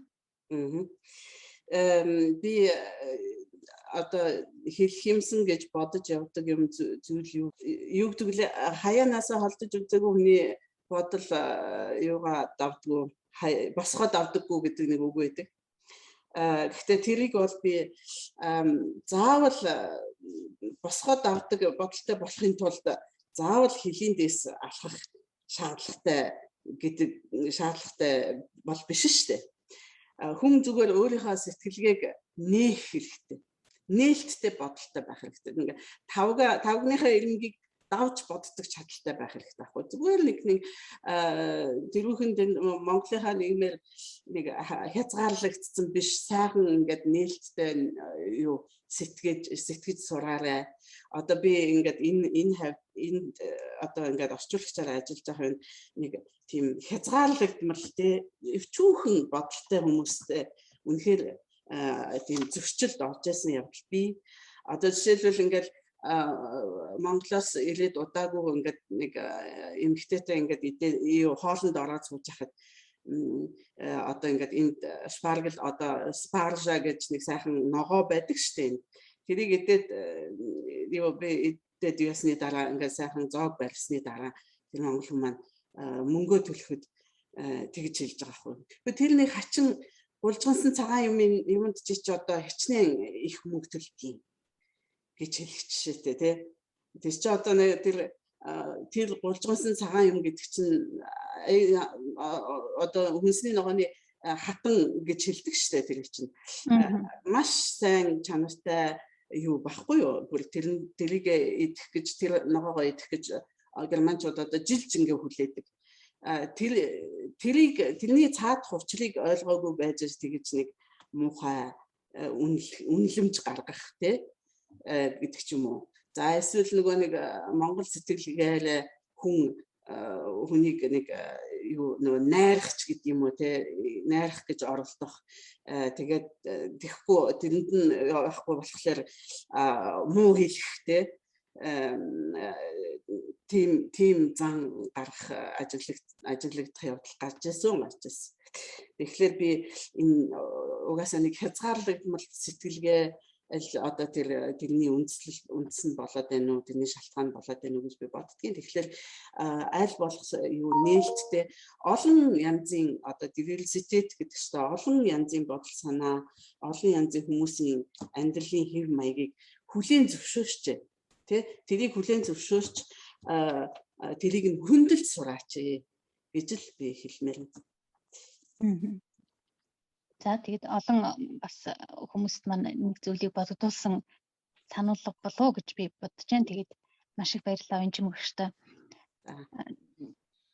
Ямар ч байсан одоо ирсэн байгаа залуу хүмүүстэй их тусалдаг өөрөмсөг Монгол сэтгэлгээтэй хിവэрэ байж байгаа цаасан дээр одоо Германы иргэн болсон гэсэн ч гэсэн одоо уцаар ярихад жоохон тийм имзэгч юм шиг ингэж надад гаргаж хэлсэн. Тэр нь би бодож исэн ерөөсөө тийм биш. Бид нар сэтгэл зүрхэндээ угаасаа Монголоо бодоод явж идэг. Дандаа Монголоо гэсэн чиглэлтэй ажлууд хийдэг Монгол эмэгтэйчүүд, Монгол эрчүүд одоо дэлхийгээр дүүрэн тарцсан ингэ бийж идэг тийм болохоор аль болох гадны иргэн болцсон ч байсан, эсвэл гадаадд олон жил амьдарсан ч байсан ер нь Монгол хүмүүс бие биенээ харилж болж өгвөл нь урмын үгээр сайхан тэтгэж одоо ойлгохыг хичээж явж ивэл нь олон хүний одоо зүрх сэтгэлд нөгөө Монголоо гэж боддог гал төлн дээр нь улам л их оч өгөх болов гэж би бас дотроо бодож явдаг. Тэгээд би биенээ дэмжиж ингээд би бинийгээ хүндэлж их сайхан ойлгож бүгдээрээ явж ивэл нь сайхан болов гэд өнөөдрийнхөө дугаарыг өндөрлөе гэж ингээд бодлоо. Тэгээд сонсогч та бүхэндээ маш их баярлалаа. Ингээд бидний ярилцлагыг сонссон хүмүүст нэг хүнд ч гэсэндээ нэг хэрэгтэй зүйлийг сонсгох юмсан үлгэр жишээ авах өөрсөнд нь хэрэгтэй зарим хүний мэддэг зүйлийг бид нар ярьсан байж магадгүй зарим хүмүүс манаас огт сонсоогүй зүйлийг ярьсан байж магадгүй тийм болохоор хэрэгтэйгээ аваад хэрэггүйгээ гээгээд ингээд манай Globus подкастыг сонсож байгаарай гэж хүсэх байна. Ингээд маш их баярлалаа. Бүгдээрэнд нь маш их амжилтыг хүсье. Дараагийн дугаар болтол баярлалаа. Баяртай сонсогчдоо. Онжим багштаас амьдралд нь маш сайн сайхан бүхнийг хүсье. Ажилд нь зөндөө их амжилтыг хүсье. Ингээд дараа маш олон зүйлүүдийг таны хийсэн ажлуудаас бас ярилцах сайхан нэг өдөр гарч ирэх болов гэж бодож найдаж байна. Ингээд маш их амжилтыг хүсье. Баярлалаа Онжим багш. За баярлалаа.